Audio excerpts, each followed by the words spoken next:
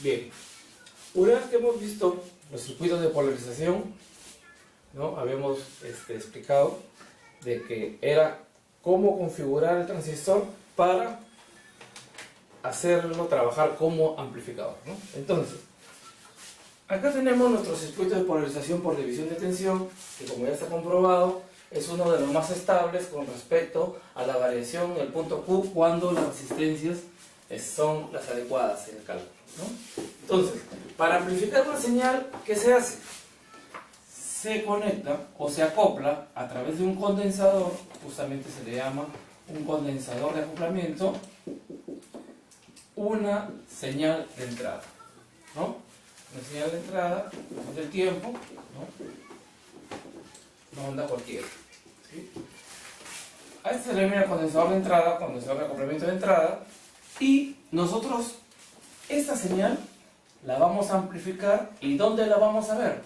La vamos a ver como salida en el colector, como voltaje de colector, y esto se va a ver reflejado en una carga, ¿sí?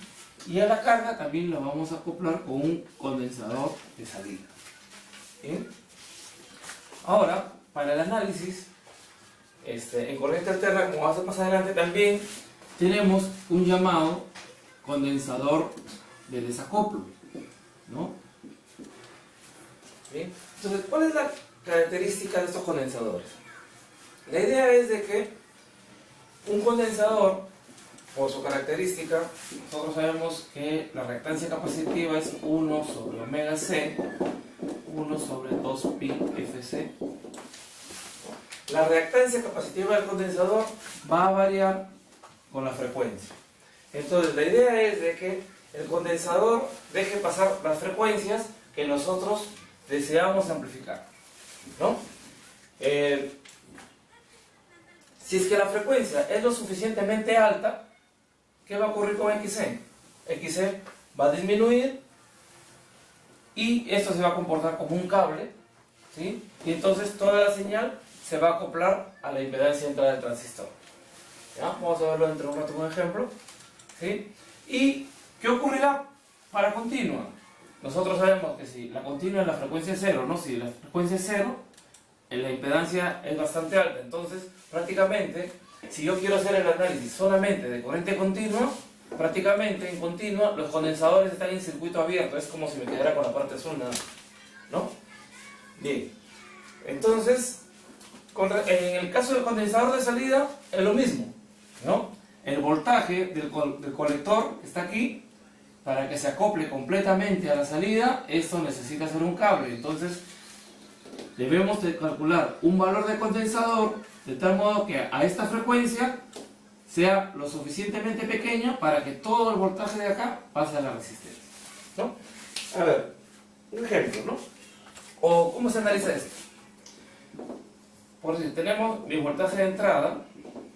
Bueno, aquí normalmente tenemos una resistencia interna de la fuente, ¿no? Sabemos. Pero como es pequeña, en este caso la vamos a despreciar. Tenemos nuestro condensador, acá tenemos la reactancia capacitiva y acá tenemos mi impedancia. Nosotros acá tenemos impedancias, ¿sí? Bueno, la impedancia del condensador será igual a menos JXC. Entonces simplemente aplicamos un divisor de tensión. Pero ¿cuál es la idea aquí?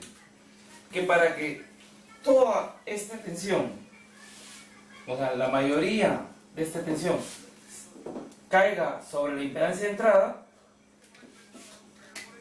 ZI debe ser 10 veces mayor a Z del condensador, por lo que es lo mismo que Z del condensador es igual a ZI sobre 10, ¿no?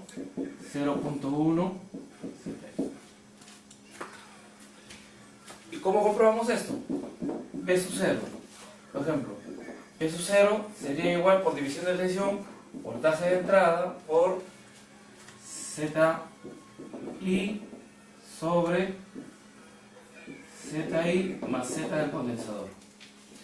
Como Z del condensador es 0.1, tendría BI sobre ZI más 0.1 ZI, acá tengo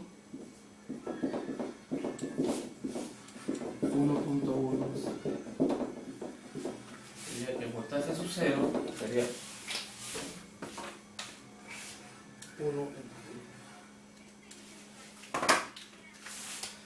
0.909. ¿Sí? Entonces, quiere decir que si es que la proporción, que la impedancia del condensador es 10 veces menor que la impedancia de entrada, entonces yo garantizo que el 90%, el 90.9% del voltaje de entrada caiga en la carga y el mínimo voltaje se quede en este condensador. Entonces, en este caso estamos considerando como si esto fuera un cable, ¿no es cierto? Al ser un cable, ¿cuánto caería aquí? Acá caería 10 voltios, ¿no? Esos ceros sería, esos ceros serían igual a B sub I, ¿no es cierto? Eso sería 1, 100%, ¿sí? Pero 0.9 es bastante aceptable, ¿no? Esa es la condición. En el caso de salida es lo mismo, simplemente que vamos a tener como entrada el voltaje del condensador, del colector. Acá voy a tener mi condensador de acoplamiento de salida y aquí voy a tener RE. Bien, entonces lo mismo. Este señor debe tener 10 veces menor que RC. Pero ahora, esto es con respecto a impedancia, ¿sí? Si yo quiero encontrar el condensador, simplemente sabemos que la impedancia es igual a 1 sobre 2 pi FC, espejo C, y tendría el condensador está dado por 10 sobre 2 pi F mínimo por Z. ¿Por qué acá se coloca F mínimo?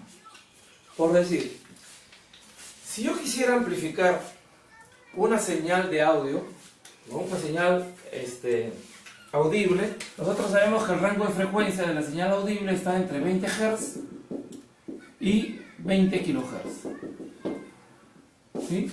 Entonces, yo quiero que XC sea 1 sobre 2 pi, en este caso F, ¿no? C. ¿En qué momento el XC será mayor? El más grande va a ser cuando este sea el mínimo, ¿no es cierto? Cuando este sea 20 Hz. XC máximo cuando F mínimo. Entonces, el caso más crítico, que este sea lo más grande, es para 20 Hz, que es la corriente mínima. ¿Sí? Entonces nosotros hacemos el cálculo para esa frecuencia, que es la crítica. ¿No? ¿Por qué? Porque si tuviéramos una frecuencia la más alta, esto va a ser muy pequeño y garantizaríamos que esto sería un cable, ¿no? Entonces, por eso acá se refiere a la frecuencia mínima. ¿Bien? Con respecto al condensador de desacoplo, en este caso, nosotros tenemos una corriente que viene de emisor, ¿sí? Y acá tenemos nuestra resistencia de emisor y aquí tenemos nuestro condensador de desacoplo, ¿sí? Esa corriente de emisor vamos a representarla como una fuente corriente, ¿sí? Corriente.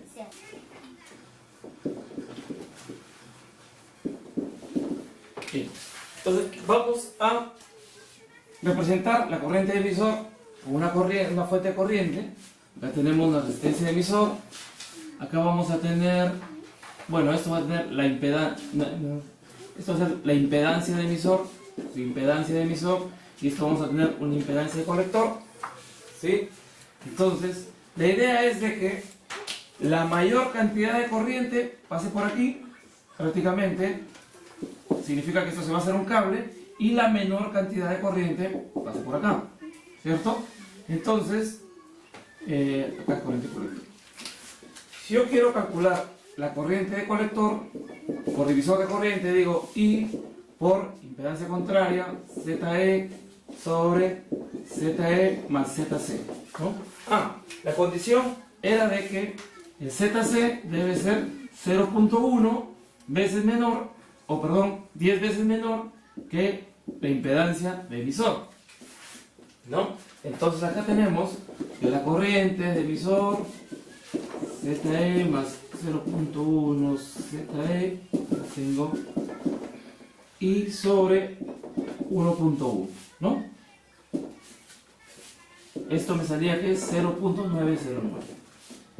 La corriente por el condensador es el 90% de la corriente que entra, ¿no? O sea, prácticamente casi toda la corriente de emisor pasa por el condensador. Por lo tanto, es como si esto estuviera desconectado, ¿no es cierto? Bien. Esa es la función que tienen condensador de acoplamiento y el condensador de desacople.